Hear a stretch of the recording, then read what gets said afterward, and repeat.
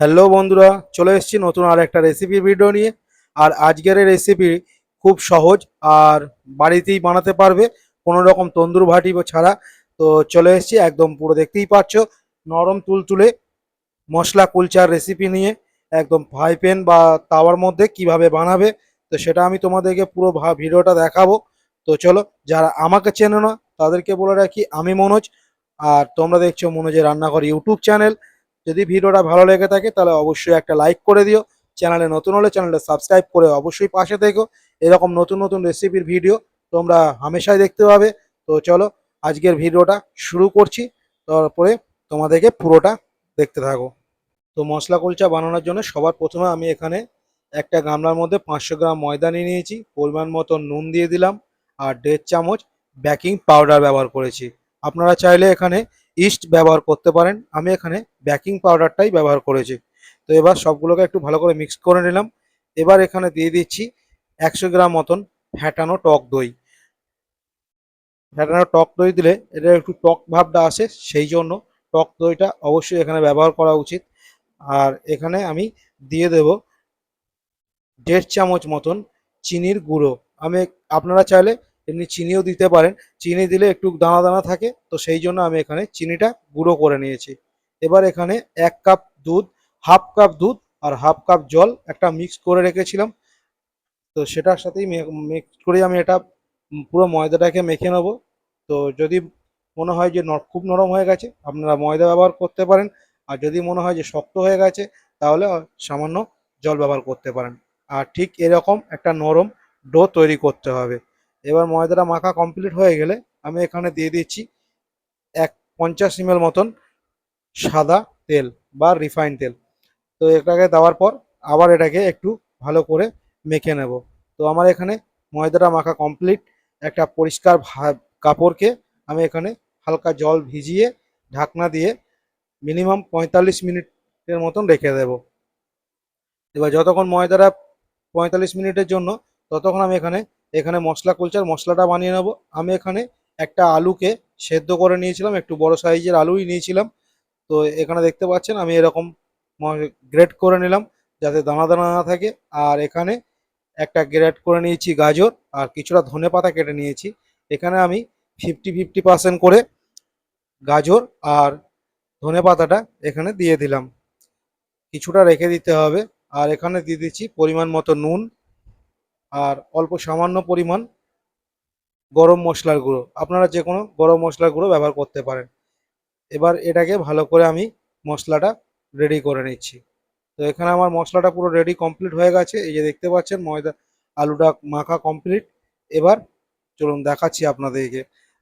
45 minute পর আবার চলে এসেছি। ময়দাটা দেখুন কত সুন্দর নরম, একদম পুরো সফট হয়ে আছে। আর এরকমই নরম মাখতে হবে ময়দাটা, যতটা নরম করতে পারবেন সেরকমভাবে নরম করে নিতে হবে। তো এরকম নরম নরম ময়দাতেই আমাকে এবার লেচিটা কেটে নেব। এই যে দেখুন একদম পুরো লেচিটা কেটে নিয়েছি, এরকম বড় সাইজের হবে লেচিগুলো। তো আমি এখানে ময়দার লেচিটা আপনাকে দেখাবো, এই যে দেখুন। এবার আমি এখানে এর মধ্যে যে মশলাটা আলুর পুরটা করে রেখেছিলাম, তো সেই পুরটা ভরবো। এইভাবে শুকনো ময়দা দিয়ে অবশ্যই আপনাদেরকে করতে হবে, নইলে হাতে লেগে যাবে। তো সেই জন্য আমি এখানে সামান্য শুকনো ময়দা ব্যবহার করেছি।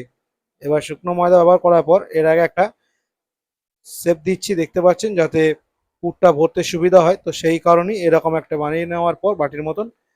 তো এবার এখানে আমি আলুর মশলা যে পুরটা বানিয়েছিলাম, তো সেই পুরটা এখানে দিয়ে দিলাম। এবার ভালো করে এটাকে সিল করে দিতে হবে। এই যে দেখতে পাচ্ছেন এইভাবে সুন্দর করে সিল করে দেবেন। যদি মনে হয় হাতে আটকে যাচ্ছে, অবশ্যই এখানে ময়দা ব্যবহার করতে পারেন, শুকনো ময়দা। তো সেরকম দেখতে পাচ্ছেন কত সুন্দর হয়ে গেছে। তো চলুন আপনাদেরকে আর একটা আমি দেখিয়ে দিচ্ছি।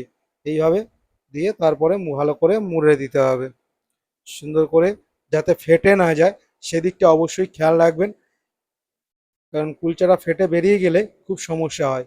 তো এই যে দেখতে পাচ্ছেন, এবার এটাকে শুকনো ময়দার সাহায্যে বেলতে হবে। তো আমি এখানে শুকনো ময়দা নিয়ে এবার এটাকে আপনাদেরকে বেলে দেখাবো। আর অবশ্যই খুব হালকা পেস্ট করবেন, খুব জোরে পেস্ট করবেন না। উপর থেকে অল্প সামান্য আমি রিফাইন তেল দিয়ে দিলাম। এবার তেলটাকে একটু ভালো করে বুলিয়ে নিলাম। এবার এটা গার্নিশিংয়ের জন্য আমি কিছু মশলা ব্যবহার করব, যেমন এখানে আমি দিয়ে দিচ্ছি সাদা তিল, যাতে খেতে খুব ভালো লাগবে সেই জন্য এখানে সাদা তিল দিয়ে দিলাম। আর যে গাজর আর ধনেপাতার কুচিটা রেখেছিলাম, তো সেটা আমি এখানে অল্প অল্প করে ব্যবহার করব গার্নিশিংয়ের জন্য, এগুলো দেখতে খুব ভালো লাগে, তো সেই জন্য। তো এইভাবে আপনারা করতে পারেন। এবার একটা বেলনার সাহায্যে আমি এবার এটাকে হালকা পেস্ট দিয়ে একটু বেলে নেব। আর অবশ্যই এখানে খুব জোরে বেলার চেষ্টা করবেন না, তাহলে ফেটে যাবে। এইভাবে সুন্দর করে একদম পুরো বেলে নিতে হবে। দেখতে পাচ্ছেন কত সুন্দর। আপনি যতটা বড় করতে পারেন, খুব বড় করলে এটা ভালো লাগবে না, তো একটা মিডিয়াম করে রাখবেন। আর এটা বড় করে বেলার কারণটা হচ্ছে, যখন আপনি এটা তাওয়ার মধ্যে দেবেন অবশ্যই দেখবেন ছোট হয়ে যাবে, সেই জন্য একটু বড় করে বেলা। এই যে দেখতে পাচ্ছেন আমি আগে থেকেই তাওয়াটা লো হিটে রেখে দিয়েছিলাম, তো সেই জন্য এখানে দিয়ে দিলাম। আমার এখানে ফ্রাই প্যানটা গরম ছিল। এবার এখানে আমি ঢাকনা দিয়ে 2 মিনিটের জন্য একদম লো হিটে রেখে দেবো এটাকে। তো 2 মিনিট হয়ে গেছে, এই যে দেখতে পাচ্ছেন। এবার এটাকে একটু উল্টে দেব। দেখুন কত সুন্দর হয়েছে, একদম পুরো বোথ সাইডটা, দুটো সাইডই খুব সুন্দর হবে। আর অবশ্যই এটাকে লো হিটে ভাজবেন। লো হিটে করলে তাতে সুবিধা কি, পুড়ে যাওয়ার ভয়টা থাকবে না, তো সেই জন্য একদম। এবার এখানে উপর থেকে আমি কিছু বাটার পেস্ট করে দিচ্ছি, এই যে দেখতে পাচ্ছেন। আপনারা চাইলে ঘি বা সাদা তেল ব্যবহার করতে পারেন। আমি এখানে বাটারটাই ব্যবহার করেছি, এই যে দেখতে পাচ্ছেন। বাটারটা ভালো করে পুরো চারি সাইডে লাগিয়ে দিলাম গোল করে একদম। এবার একটু হালকা চেপে চেপে একটু ভালো করে সেঁকে নিচ্ছি আরও। তো আমার এখানে দেখতে পাচ্ছেন এইভাবে কমপ্লিট হয়ে গেছে, আর সবগুলো আমার শেখা কমপ্লিট। এই যে দেখুন কত সুন্দর নরম তুলতুলে।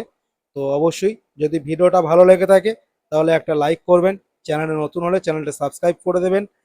দেখা হচ্ছে এরকমই কোনো আর একটা ভালো রেসিপি ভিডিও নিয়ে। ততক্ষণ সবাই ভালো থাকবেন।